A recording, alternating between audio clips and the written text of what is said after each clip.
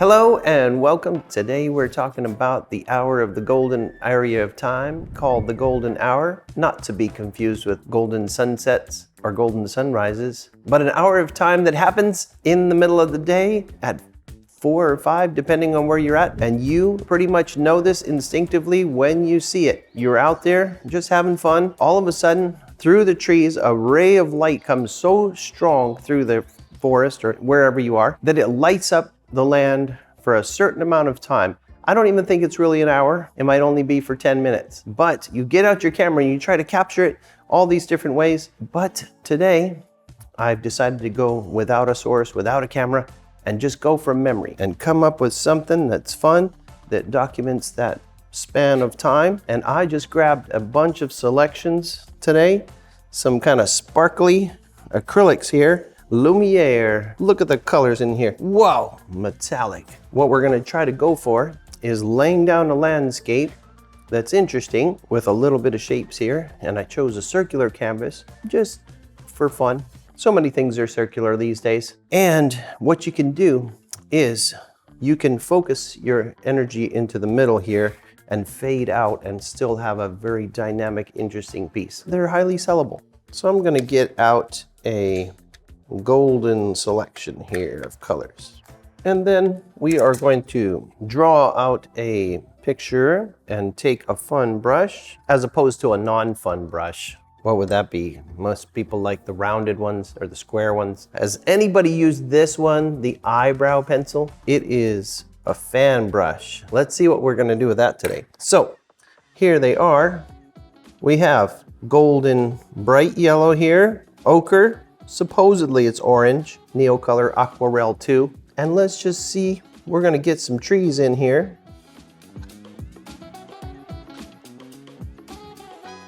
So that's pretty much like symbolizes a tree as the light's hitting it.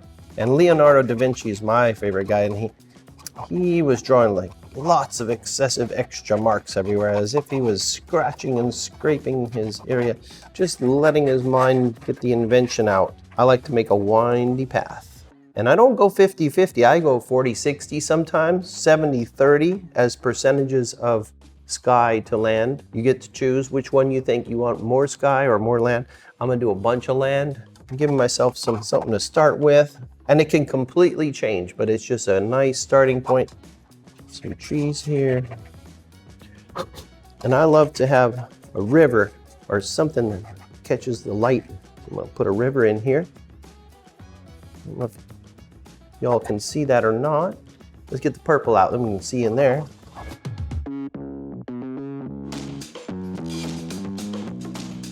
Haha, yes, looking good. Just how I imagined. We're gonna get some trees in here too. Maybe we'll bring some water out here. This must be a swampy area of the world, but still that hour of golden time does happen here in the swampy lands. Yeah. Yellow ochre next. Little tree trunk here coming down. Little cypresses. And then I like to make some distant shrubberies. Has anyone here activated your Aquarelle Caran d'Ache pastels before? What you do is you take your fancy brush that you choose and you spray a little water on there. Then you just use all those marks that you did, play off those with a little dash of water. It's so fun. Imagine sunlight hitting those bushes. Okay, and we're just giving ourselves a little starting point. There's no pressure, a little pressure. It's good to pressure yourself.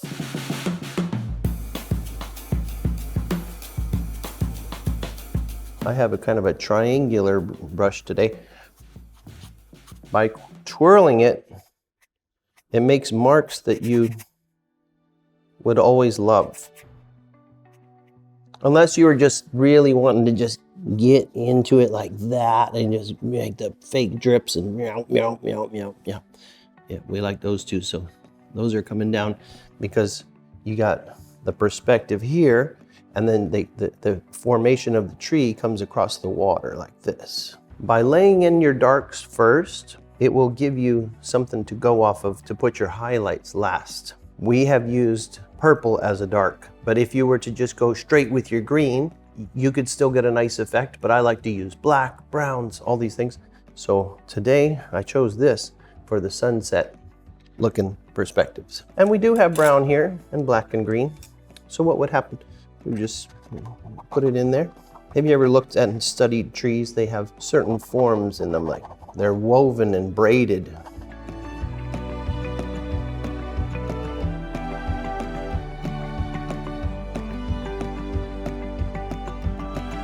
Now I just get all caught up in my drawing and I forget about time. Everything disappears and I'm just living in the moment, in the space.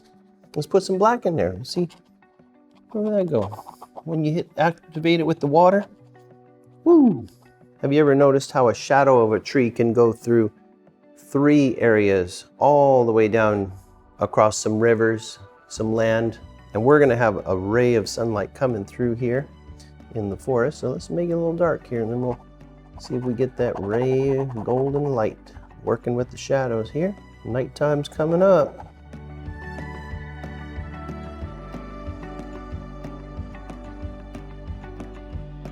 So into the shadow, I'm gonna put some burgundy, ruby red grapefruit.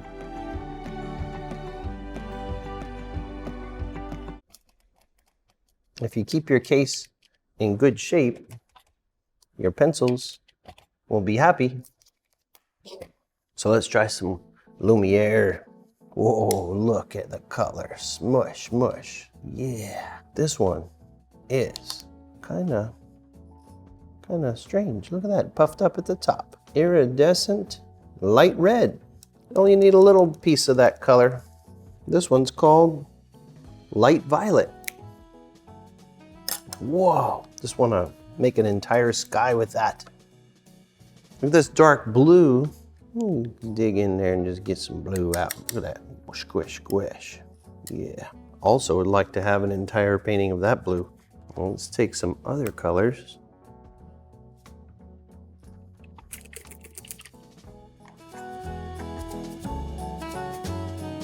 Right now I'm kind of making a blueprint, kind of just making some little marks for fun, textural, visuals, using the edge, using the smoothness, kind of twirling it back and forth.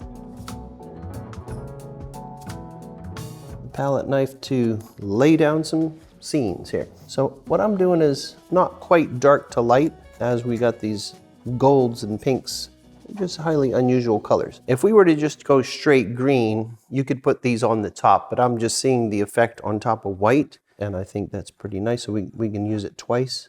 Put it down first, put a little green in, and put some more back in. Now let's see, here is a Lumiere green. We can kind of twirl it in.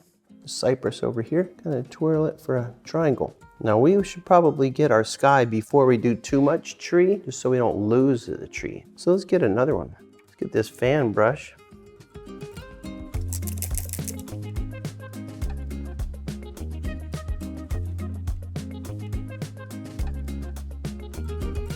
Wow, yeah, nice textural things happening there. So I'm gonna get down into this, put this in the water, and take this fan brush and get these dark blue here. I'm gonna just splash it in a little into the tree mountains. Do you know that time of day where just about to get dark and you don't need sunglasses anymore, but you're still wearing them on your head, and then you think, is it too dark to wear them? And then all of a sudden, whoa, you are not able to wear them. I'm sure you've been there.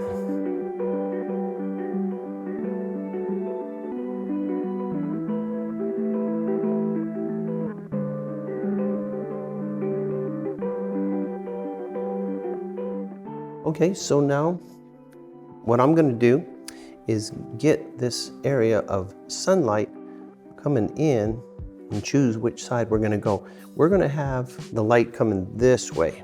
We're gonna use pearlescent.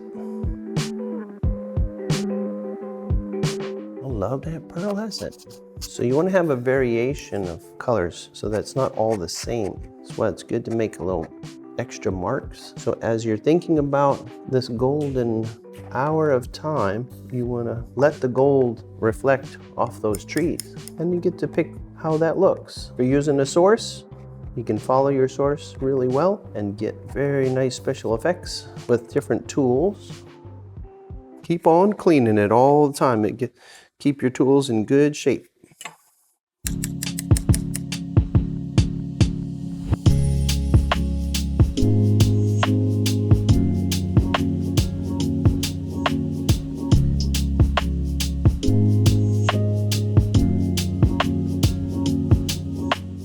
Now I'm going to get a little of this white here. And then I'm going to get a little bright yellow. Wow, what's going to happen? Let's see, let's get a little tiny brush here. Medium size. We're going to just twirl that around.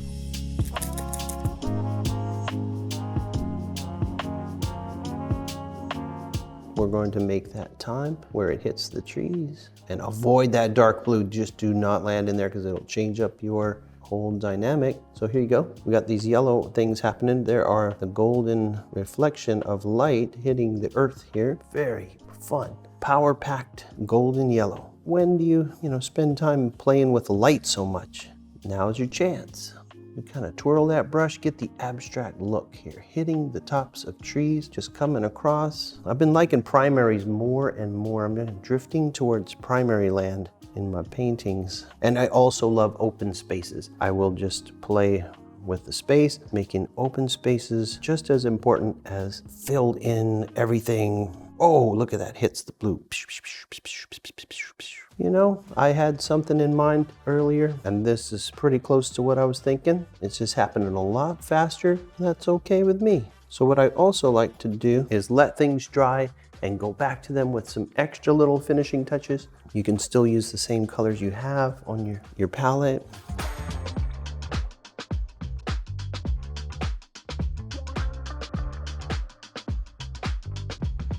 I'm gonna take a little dark green here. I'm gonna take a heavy-bodied yellow here. Oh, that's nice. School bus yellow, some people say. Do some of this Holbein luminous rose. I think it might be a favorite. So let's electrify this golden hour with a tiny twirly brush.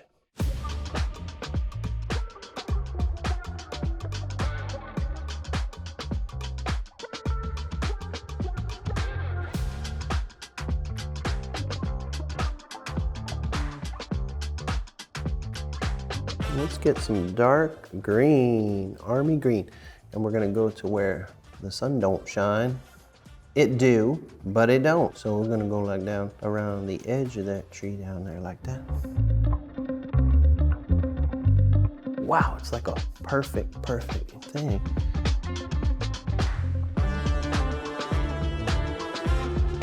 So you have a little shadow of a tree, then you have the shadow reflection coming across the water, and then you have the traveling path of the eye, which will lead you across. That's just something I like to throw into the paintings once in a while.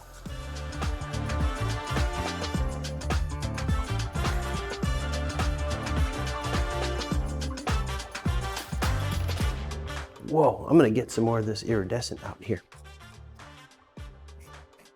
It's almost invisible. We're gonna hit some thick paint in a moment with those green dots. Yeah, I like those green dots. So you flatten it, smooth it like a smoothie. Who's getting hungry for smoothies around here? I'm gonna try to get a thinner, like a watery brush. You don't want to do too much, just enough. In my opinion, I would call this a finished piece, and I would just sign it and put it up and study it on my wall. I don't know how much time has gone by, but it doesn't take much time to capture your moment. Sometimes you want to take your art materials out to the forest or some faraway place and do some sketching. This is a very nice way to do it. Nice portable size. I would highly recommend it. Get your trees in, get some shadows in, make a pathway, and use some reflections and shadows, and utilize the light hitting each place. Thanks for watching.